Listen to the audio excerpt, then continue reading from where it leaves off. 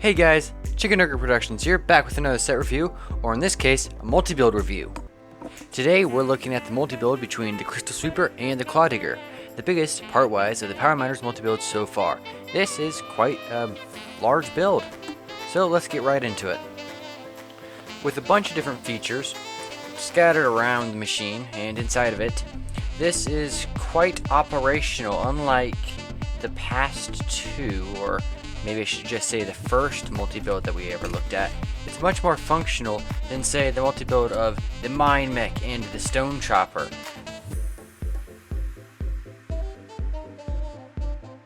So it's kind of cool to see all of the pieces here put to good work. So as you can see, this is quite the bulky build and uses quite a lot of the pieces from the sets. Not all of them by a long shot, but a lot of them. And personally, I think this could qualify as a set if they were to release it alongside the other Power Miners sets. It's quite functional, got great main features, and you can roll it back and forth, like I said, unlike the first multi-build they did. So you can kind of see that they improved as they got bigger, which I guess is partially due to the fact that you have more parts to work with. But anyways, let's get straight into this. Looking at the details around the side, you can see that they used all the stickers from both sets to great effect. You can see there's little textured bits, hazards. Then they mostly hid the numbers. You can see like there's one here and there, like the 6 right here. But you can see they're mostly covered up. Around back, you can see all of those different ones. But yeah, they're kind of ingrained there pretty well. My only complaint with the stickers would be this piece up here at the top of the machine, which is used to hold one of the main features in place, the map piece. But anyways, enough talk. Let's look at the features of this set. Moving on to the actual features, more or less passing over the minifigures that come with it, since we've already seen all of them. We can see these pincers in the front, and these just move back and forth like this. And you'd think that you've got this scoop right here, used from the Claw Digger, and you'd think that they kind of just in universe push those crystals in there so that you can pick them up and do the main feature of this set, which is this grabber arm. So you kind of just hold this down, bring up the scoop, and dump this into this cargo compartment in the back, and you can just kind of bring it forward. There's just enough articulation on this thing that you can do it without spilling too many of them. Yeah, if you do it just right, none of the crystals will bounce out, which is pretty cool. Nice to see it integrated so well. But yeah, just move that up and down. One flaw with that though is that it does have the tendency to kind of, if you move it too much, you can see that all just comes off. Not too many stud connection points right there, but it's fine. It is a multi-build. You're gonna have to make some allowances for it, with them not having the pieces or access to pieces they would use to make a full-on set. Now you just saw that giant bucket in the back. You can actually move that even more than the set you might think at first of the set. You can see right here that this comes up a giant crane arm and drops the bucket right behind it. And you can see I'm kind of going off camera with it, just how big it is. This thing gets almost 2 feet long at the max length. You can see inside the bucket now with all the gems. It's a really good reuse of the bucket piece from the Crystal Sweeper. And you can see up there that it just fits back in to the vehicle when you're done with it. We got this little ladder on the back, which kind of just texture, I guess. There's not really too much of a use for it. I mean, I guess you could use it to access it if you were to put it down at a really weird angle, but you know, that's kind of there. Here's a look at what it would look like if you were to use the ladder like that, but personally I like it more like this. But really that would be up to you if you built this. Anyways, that is the main feature for this set. Pretty well integrated, I think. You can just move it around to see all the other parts. In the back, you've got these giant wheels reused. Those work quite well. You can just roll it back and forth. Even works on this smooth surface that I'm working with.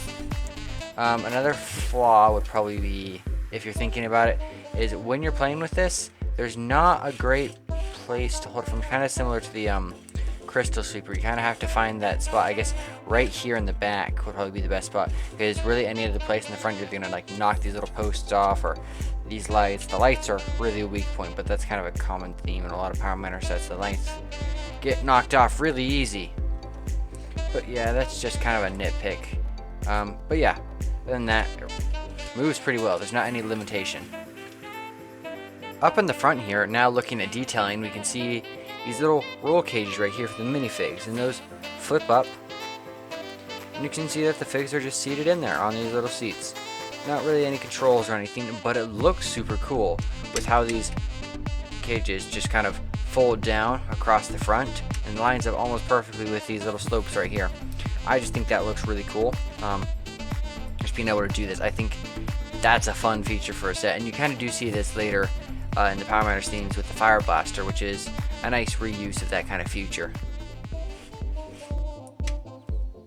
Moving up to the engine block area, you can see we've kind of got this little V8 right here and more stuff right here. Two large engine builds to the side, kind of reminiscent of X-Wing engines, which looks really cool to me. I just like how that general engine type is built up. You just see you got two little vertical exhaust pipes, more little lights that are gonna die if you touch them or even sneeze on them. But yeah, around the sides now we can see clips for minifigure accessories, which is super cool. There's a problem with a lot of older Lego sets that you wouldn't get much of a place to throw your minifigure accessories and they'd kind of just be floating around. But Power Miner sets are generally pretty good about this, and this multi-build is also pretty good about it. It's having a clip for pretty much every tool that comes with the vehicle, with the exception of the spear gun build. And the only reason is because that clip is broken right there, just because it's old.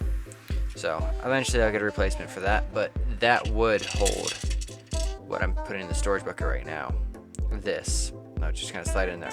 And the treads are separated far enough from the sides of the vehicle that it's not going to interfere with the driving. You can see the only way you'd be able to do that is if you kind of put the buzzsaw out there and just, even then, it just kind of pushes it back and forth.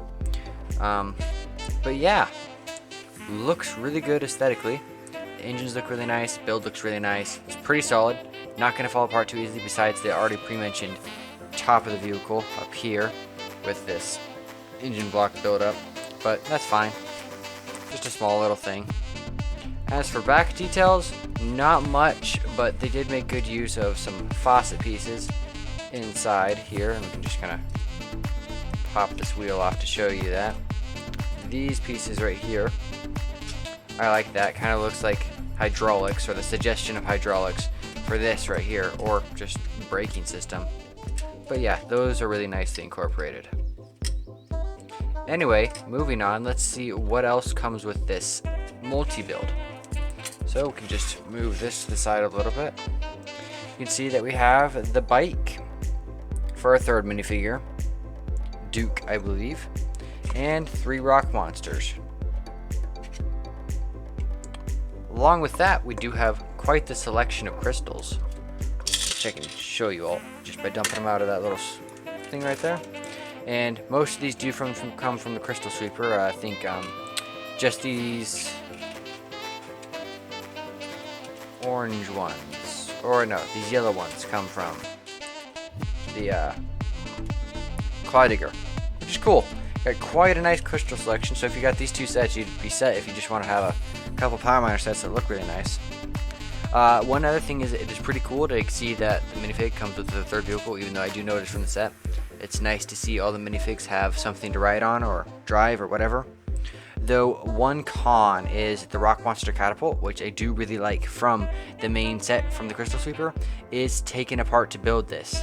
And I'll show you why I think that's such a problem in a moment, because normally if the multi-build was to use all those pieces, then I wouldn't really have a problem with that, but in this case I kind of do. So let's move on to that.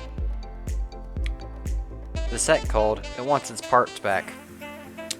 Yeah, this isn't a joke. This is all of the extra parts from both sets. I'll just spread that out a little bit. these are all extra parts. Yeah. So basically when you get both of these things built, you have this giant pile of parts that aren't used for anything else in the set. Which, I just don't know about that. I feel like LEGO could have released another multi-build that could go alongside of this, or at least a replacement for the Rock Monster Catapult, using all of these pieces.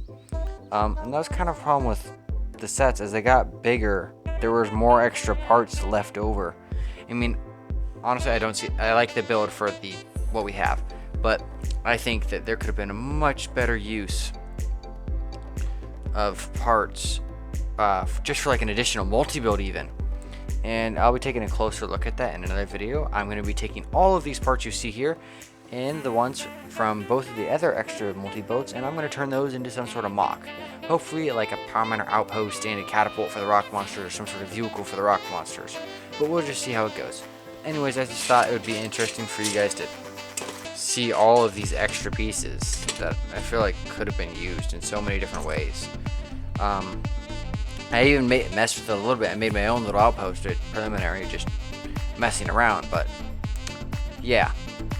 Anyways, other than that, that's about all I have to say for this review. Thanks everyone for watching, and if you enjoyed the video, leave a like. And if you want to see more Power Miners and other LEGO videos in the future, be sure to subscribe. I upload a new set review weekly. This has been Chicken Nugget Productions. Catch you guys in the next video. Bye for now.